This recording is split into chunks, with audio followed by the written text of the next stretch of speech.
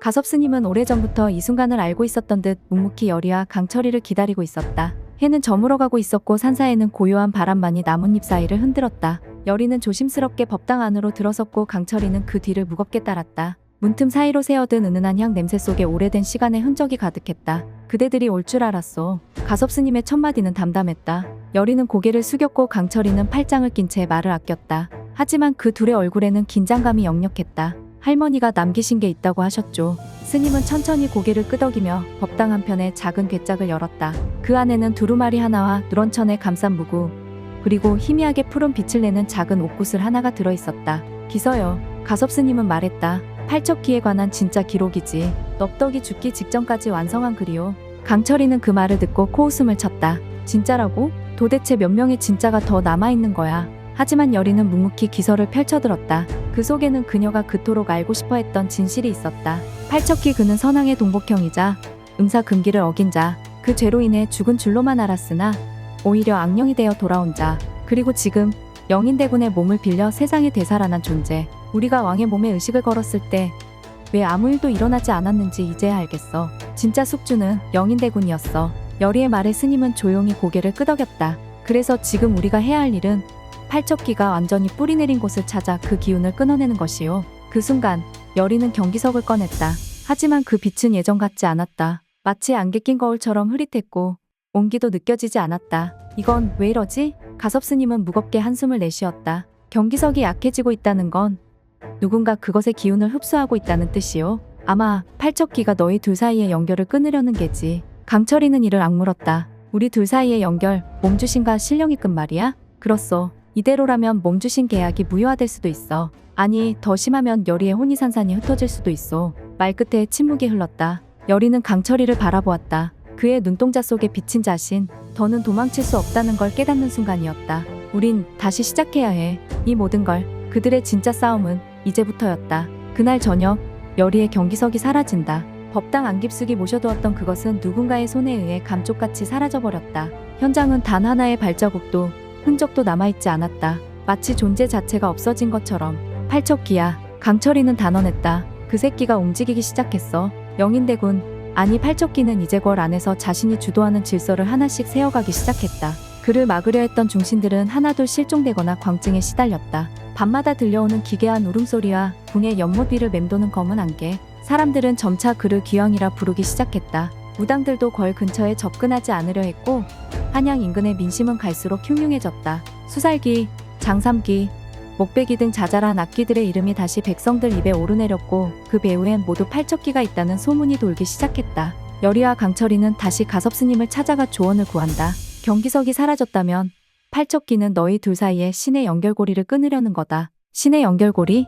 몸주신과 신령이 진짜로 하나가 되려면 그 사이를 매개해주는 영혼의 정수가 필요하다. 그게 경기석이지. 스님의 말에 강철이는 깊이 생각에 잠긴다. 경기석이 사라졌다면 여리는 곧 신기로부터 완전히 단절될 수도 있다는 말. 그것은 단순한 싸움의 어려움을 넘어서 여리가 목숨을 잃을 수 있다는 뜻이기도 했다. 다시 찾아와야 해. 어떤 수를 써서라도. 강철이의 말에 여리는 고개를 끄덕였다. 그들은 경기석을 추적하기 위한 의식을 시도한다. 여리는 조심스럽게 강철이의 손을 잡고 조문업덕이 남긴 무구 중 하나인 청운필로 바닥에 기운을 그린다. 경기석의 파동을 찾기 위한 정령의 부름이 시작됐다. 강철이의 눈동자 속으로 하얀 안개 같은 기운이 스며든다. 그의 이무기 감각이 빛을 발하며 잠들어 있던 봉인의 흔적이 떠오른다. 지도가 나타나고 그것은 그들을 오래전 폐허가 된 사찰로 인도한다. 이윽고 그들은 경기석의 기운을 따라 깊은 산으로 향한다. 기운을 추적하던 중 강철이 발걸음을 멈춘다.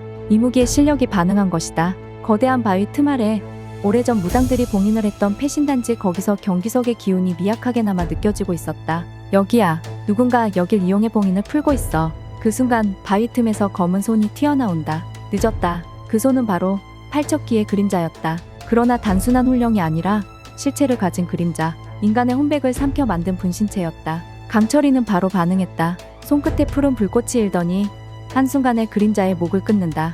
하지만 그것은 미끼였다. 패신단지 안쪽에서 본체가 일어났다.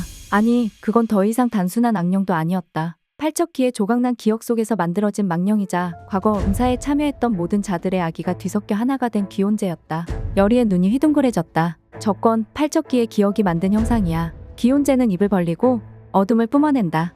한양 전역에 깔린 저주, 굶주린 악기들의 근원, 그것은 바로 여기였다. 강철이는 여리를 보호하기 위해 앞으로 나서며 외친다. 이제 실전이다. 여리, 너와 나 진짜 하나로 붙자. 그 말과 동시에 강철이의 몸에서 푸른 비늘이 번쩍이고 여리의 손목에서는 붉은 기운이 피어난다. 진짜 몸주신의 힘이 발동된다. 하지만 이 힘도 경기석 없이는 오래 지속될 수 없었다. 시간 없어. 여리가 외친다. 경기석이 이 기온제 안에 있어. 저걸 파괴해야 돼. 강철은 이를 악물고 기온제의 틈으로 몸을 던진다. 이무기의 힘으로 속을 가르기 시작하는 순간 안에서 흐릿하게 빛나는 경기석이 보인다. 그러나 팔척기의 목소리가 귓가를 파고든다. 너 따위가 인간의 감정에 휘둘리는 것이 나를 이길 수 있을 것 같으냐? 강철의 몸이 떨리기 시작했다. 그의 내면에서 윤갑의 기억과 감정이 밀려오기 시작하고 그 속에는 여리를 향한 마음이 있었다. 그 감정이 강철을 흔들고 있었다. 윤갑, 내가 아직도 나 안에 있다는 거냐? 한쪽에선 여리가 소리친다. 강철아, 지금 이대로면 너까지 삼켜줘.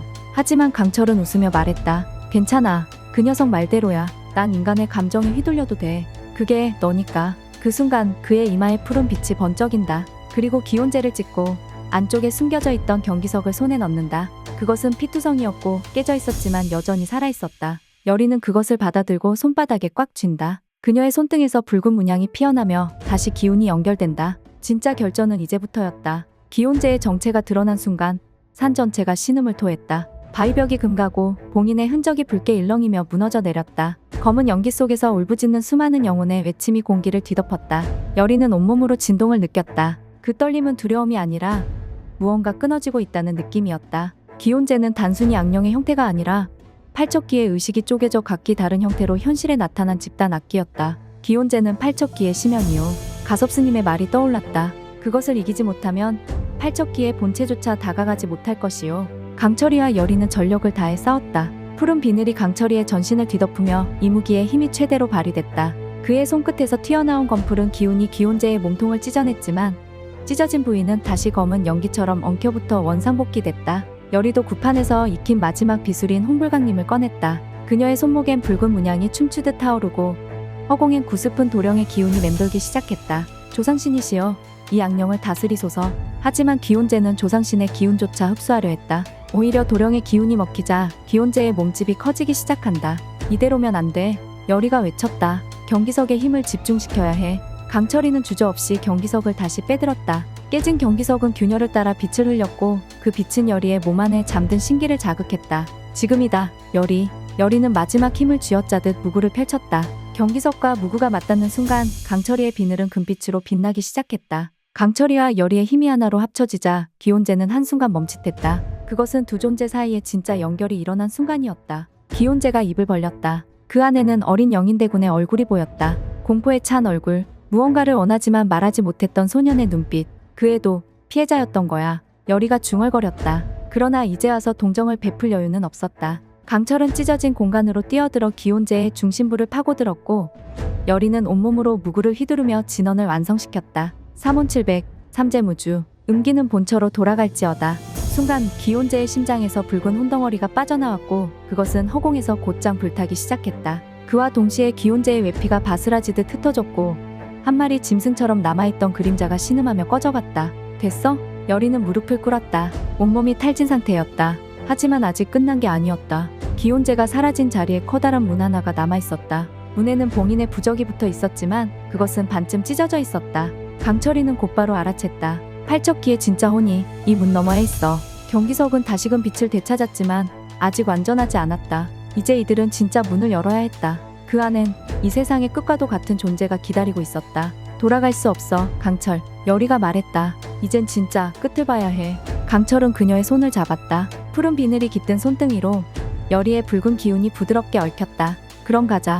널 위해서든 나 자신을 위해서든. 그들이 손을 맞잡고 문을 향해 나아간 순간 붉은 번개가 하늘을 갈랐다. 봉인의 문 앞, 정적 속에서 두 사람은 조용히 숨을 골랐다. 여리는 경기석을 가슴께에 안고 속삭였다. 넙덕 할머니, 지켜봐 주세요. 우리 이제 끝내야 해요. 강철이는 눈을 감았다. 윤갑의 기억이 겹쳐오며 문을 열기 직전 마지막 혼란이 찾아왔다. 윤갑의 기억 속에는 여리를 처음 만났던 그날 그녀가 쌀쌀맞게 말하던 어린 말투와 굶주림을 숨기던 표정까지 고스란히 남아있었다. 이젠 놓아줄게. 강철은 조용히 말했다. 자신의 안에 남아있던 윤갑의 흔적에게 넌 정말 좋은 사람이었어. 나라를 바꾸고 싶었던 사람, 내가 너를 흉내낼 수 있었던 건 내가 마지막까지 그 소망을 버리지 않았기 때문이야. 그 말과 함께 봉인의 문이 천천히 열렸다. 그 안은 어둠도 아니었고 빛도 아니었다. 색조차 잃은 공간, 그 중심에 무릎을 꿇은 채 한 아이가 있었다. 그리고 그 아이의 그림자가 길게 늘어나 있었다. 영인대군, 여리가 말했다. 아니, 지금 그 존재는 더 이상 인간도 아니었다. 그것은 분명히 팔척기였다. 여기까지 왔구나. 팔척기는 천천히 고개를 들었다. 그의 얼굴엔 사람의 감정이 거의 남아있지 않았다.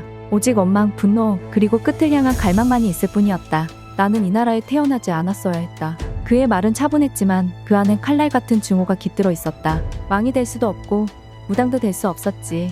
모두가 날 귀신 취급했어. 그래서 내가 진짜 귀신이 되었을 뿐이야. 여리는 무구를 들고 앞으로 나섰다. 그래, 널 불쌍하게 여겨줄 수는 있어. 하지만 이건 멈춰야 해. 내가 계속 존재하는 한 더 많은 사람이 죽고 더 많은 세상이 무너지니까. 팔척기는 고개를 갸웃했다. 넌 아직도 그런 말을 믿는구나? 사람은 변하지 않아. 결국 날 만든 것도 사람이었어. 그 순간 공간이 뒤틀렸다. 봉인의 틈에서 검은 뿌리 같은 기운이 뻗어나오고 여리의 발목을 잡았다. 동시에 강철이에게서 이무기의 힘이 빠져나가기 시작했다. 강철아, 여리가 비명을 질렀다. 그러나 강철은 조용히 웃으며 말했다. 기다리고 있었어. 이 순간을. 그는 손목에서 비늘을 뜯어내듯 찢어냈다. 그리고 그 속에서 자신이 숨겨왔던 진짜 혼, 이무기의 본정수를 꺼냈다. 그것은 푸른 수정처럼 투명하고 동시에 수천 마리의 용이 울부짖는 듯한 음파를 내뿜었다. 이걸로 끝낸다. 강철은 이무기의 정수를 자신의 심장에 박아 넣었다.